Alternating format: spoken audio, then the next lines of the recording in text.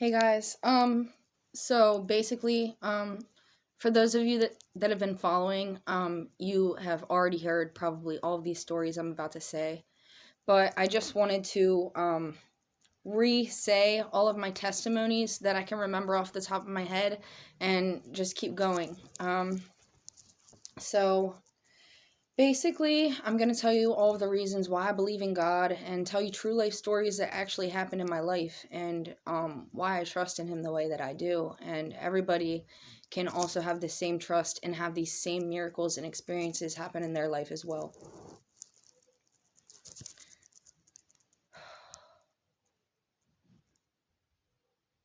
Sorry, I just prayed really quick. So, you guys all know I have been telling you guys this story over and over again about me being brought back to life. I think I was 18 years old. And by that point, I had already known that God was real. God was real, but I didn't really believe in, I guess, miracles. So, for those of you that have been following, you guys know I did drugs at a really young age. I was 12 years old. I was stealing Xanax and I was smoking K2 heavily. I mean, heavily. Smoking weed every day, smoked cigarettes, and from there it got progressively worse to cocaine, to meth, to heroin, to opiates, to the needle, And so I didn't really want to talk about my drug use, but it's definitely a big part of my story. So when I was 18, I had moved in with my dad, and my dad was an alcoholic. He used to beat my mom, and I'm not saying that to his judgment at all. And I ask you guys, please do not throw stones at my father's head. So basically, he was an alcoholic. When we first started meeting with my biological father again, he left when I was young.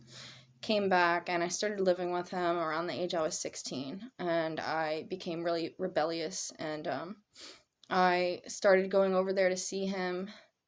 And at first he was completely sober and always shared with us the word and always reminded us that Jesus loved us. And as the years progressed and as I started staying with him, he started drinking heavily, and he was smoking weed, and that was all fine. And when he started drinking, things started to turn out for the worse.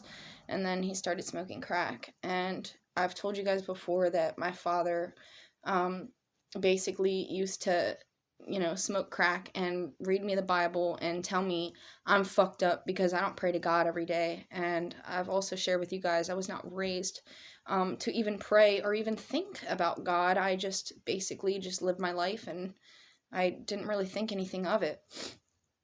So, but I knew for a fact that after this happened to me that God can perform miracles through anyone, right? And every time my dad read me the Bible, my ears would burn, and I would get so mad at him.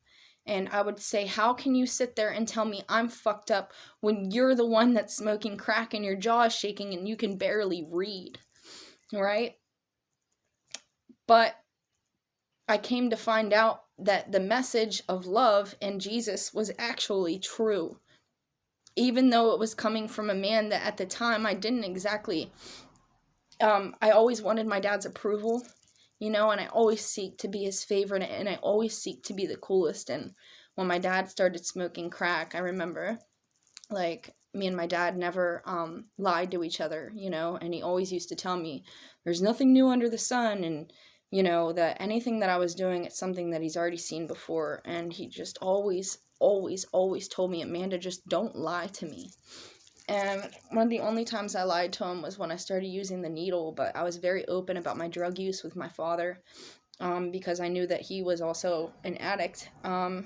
So I brought coke home one day, and I was cutting it up, and I told my dad that I brought it there, and I asked him if he wanted a line, and he did some, and he was drinking that night, and he was like, well, Amanda, I'm going to teach you how to cook it. So he taught me to cook the coke on a spoon, and and smoke it. And I started smoking crack with him, and I thought that, my dad would approve of me if I could get the best drugs, and because he seemed really proud with what I had brought home. So I would go out and I would take his money, and I would go buy my dad crack, or we would get coke and we would cook it up together and smoke it. And we were doing a lot of not good things. We were stealing from people. I stole foul pressure washers from people, and I just did a bunch of grimy stuff, and I was living really dirty. But what's crazy is the man that I received the message from was my father, who abandoned me when I was young, who came back, who was at first sober, and then by the time he was trying to sit there and preach me the word, he was so high, and I couldn't stand it. I was like, God, if this is real, if this is true, why am I hearing it from this man? And he's telling me I'm fucked up.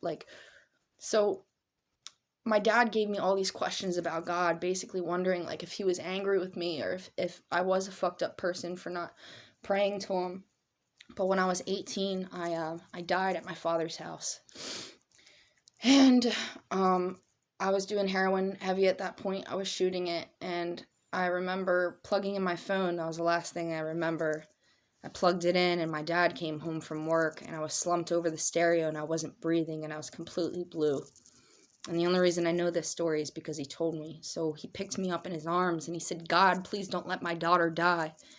And I believe at the time he was still drinking. He was probably smoking still, but the fact of it is that God answered his prayer, and I began to breathe in that moment. His words exactly to me were, you snorted like a deer. My dad always talked in this weird British accent, especially whenever he was smoking crack, he would get this British accent. I don't know. But anyhow, he told me that I snorted like a deer and that God brought me back to life. And that was the first time I felt like my dad actually cared for me, because when I woke up, I had a wet washcloth on my forehead. And he was really emotional, and he had called somebody while that happened and said, I don't know what to do. I just found her. She wasn't breathing. And this is just one of the many times that I've died, because I just shared my recent overdose with you guys. So I knew from that moment on that God was real. And I also knew that God brought me back to life. Me, a sinner, a heroin addict. And I remember after that happened, my dad was really upset. And I remember him screaming at me after that happened, saying, if you want to go die in your fucking car. Don't die in my fucking house. And it really hurt my heart. And I remember crying, and I was like, you really want me to go die? Because I was just ready to go kill myself. And there was many other times I was brought back to life, but that was the only time I was brought back. He said, God, please don't let my daughter die. We prayed all the time for us to be able to pay our electric bill and our rent, and although we weren't living in the correct way, God had always answered our prayers because we always called out to him. And I knew from that moment on that if God could listen to a man like him, that he could also listen to a person like me. So, after that, I've been shooting heroin for, 6 years on and off now, and I got into trouble when I was 20. I was dating CJ, and CJ was in prison because we stole DVDs and stuff together. My dad also went to jail for driving under suspension, DUI related. And then I ended up in prison. I stole cars. I stole guns. My dad had a car, but obviously it wasn't in his name because he didn't have a license. This guy, Eric. The day my dad went to prison, Eric had promised that anywhere I needed to go, that he would drive me there in my dad's car. I promised CJ that I would be there for his visit, and because Eric didn't pick me up or take me, I got really upset because I knew CJ was counting on me being there for his visit, and I wasn't able to make it. And I was originally supposed to have the car, so I had stolen my sister's Ford Escort and some guns, and I was going to pay some rent, and I was also going to put money on their books, because I didn't know how else to care for them. But in my eyes, I was doing it out of the goodness of my heart, because I had a really misconstrued version of life at that point in time. I became homeless. They started legal proceedings to evict the house once my dad moved out, and I was doing whatever I could to scrounge up some money and to go see him, and it didn't work out. I stole those cars, stole guns, and obviously I ended up getting pulled over. And right before that happened, I remember I was crying, and I was just thinking, like, I just was so upset with the way my life was going. I was so disgusted with the way I was living. I didn't want to live anymore. And I remember I had a bunch of Klonopins on me. I had needles, I had crack pipes. I did every drug under the sun at that point, and I was shooting just about everything into my veins. And I got pulled over, and I didn't realize until after I went to prison for a long time that that was a blessing in disguise. Over time, my parents and my grandparents forgave me, and through the grace of God, He answered my prayers, and I had 5 felonies and 11 misdemeanors dropped.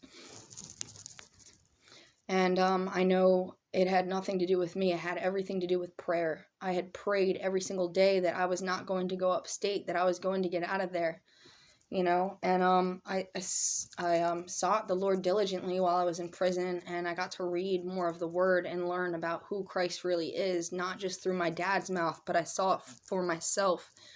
Through my dad, he gave me the curiosity to learn and to want to know who God really is, and if God actually hated me.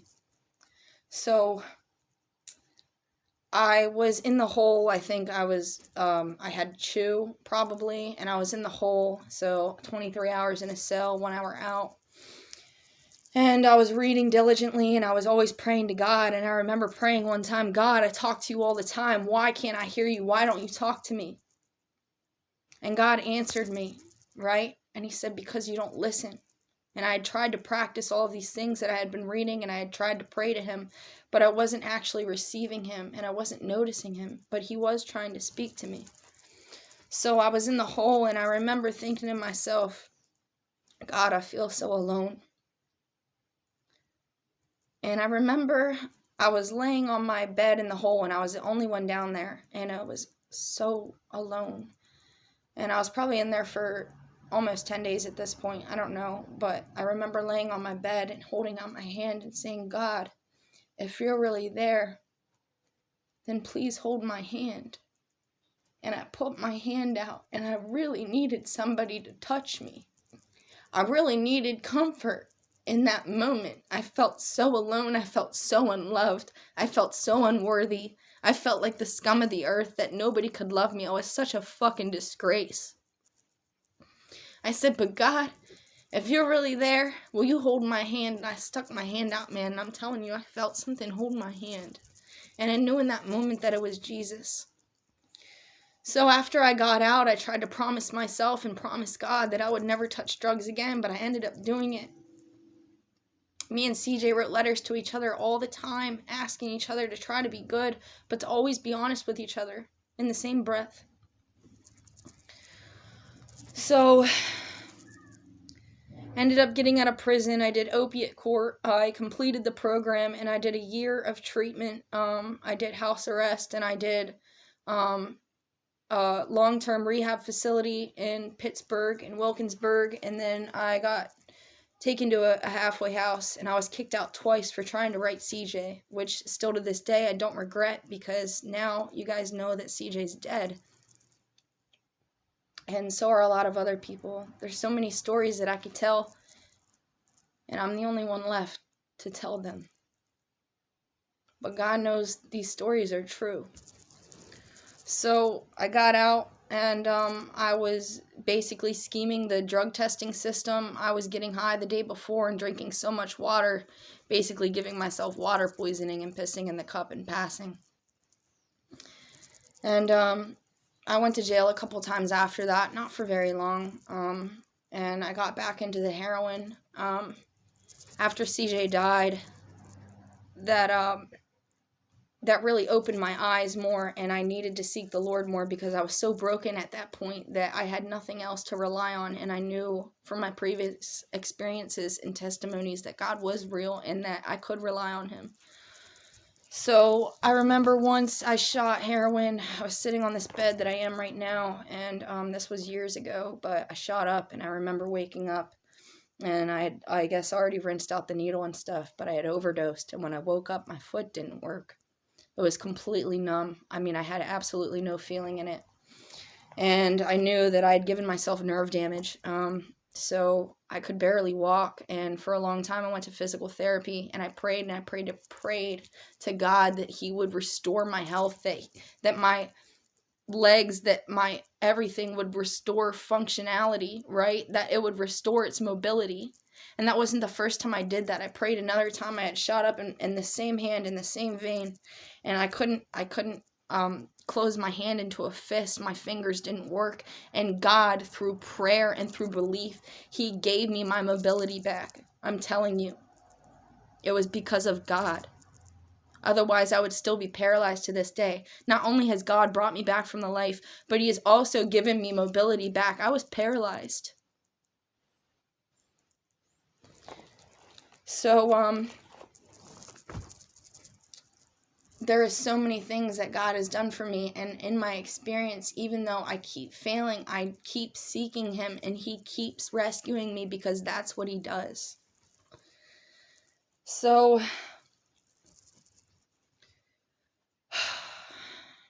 after CJ died, you guys know that broke my heart. That was my ride or die, and I loved his child, and I took her to church a few months after, and you guys knew that she moved, and that really, it broke my heart, because that was a piece of her, and that was still a piece of him that was living, and believe it or not, I actually always look forward to seeing her. So I just wanted to say, before you judge a person's story or judge who they are or what they're like, just remember that there's always a story behind how they act and what they believe in. And if somebody would actually just sit down and listen, they would understand why I believe in what I believe in. So then after that, God had started revealing dreams to me, and there's so many countless occasions, like honestly, I can't even remember them all, where God has pulled me through a situation. But and you guys know the last time I said, God, please don't let me die. And sometimes a prayer can be as simple as that, and you won't let it happen. But I'm telling you that God has always answered every single one of my prayers. And it doesn't matter. It says that God hears the prayers of the righteous. And I keep talking about righteousness, because the righteousness that I wear is not my own, but it is of Christ, right? We are made righteous through Him and through His blood. So Jesus is very real. Miracles still happen every day, and He comes for sinners, and He comes to show us who He really is, and all He wants from us is a personal relationship. And once you have that personal relationship, He will reveal to you how many times He has saved you and who He really is. You'll be able to pray over people, and you'll be able to heal them. You'll be able to pray over yourself and heal yourself like I did through Jesus, because it's not anything that I do. It's Him, and it's grace, and it's His mercy that extends toward us. He feels our pain. One of the pastors had messaged me the other day, the one that me and my dad used to talk to when we were both in prison together for a while. And he said, God has not forgotten about your pain. And for some reason, it really touched my heart. He said, God did not forget about your pain. And He said, you are highly favored. Jesus wanted me to tell you that. So, and then I was also thinking, so I don't know if you guys know that song, Mosey, I Ain't Perfect, right? And while I was relapsing, this was before I had overdosed this last time, but I was listening to that song, and I was outside of my old apartment, and I was looking up at the stars, kind of wondering if God still loved me anyhow. And I remember I got on my knees on the sidewalk in the middle of the night, and I decided, you know what, Jesus, right in the middle of the street, in the middle of the night, nobody's looking, not that I could see, but I decided to kiss the sidewalk and imagine that Jesus' feet were right in front of me. And there's only one tiny part of that song that says Jesus Christ in it, right? There's one tiny part of that song, and whenever I got down on my knees, and I kissed the sidewalk. I heard that part of the song and it said Jesus Christ. And I knew for a fact that that's whose feet I was kissing. Because that's who I was bowing down to. And I said, I don't care what anybody thinks about me. I don't care if anybody sees me and sees me kissing this sidewalk or whatever. But God wanted me to know that He saw me. And God wants you to know that He doesn't forget about your pain. He feels you and He sees you. And He will pull you out of it, I promise. He is the great I am. He is the beginning and the end. And He is our Redeemer. He is our Savior. We are sinners and we're in need of Him. So that's all I have to share right now. And sorry it's a little boggled, but thank you guys so much. God bless.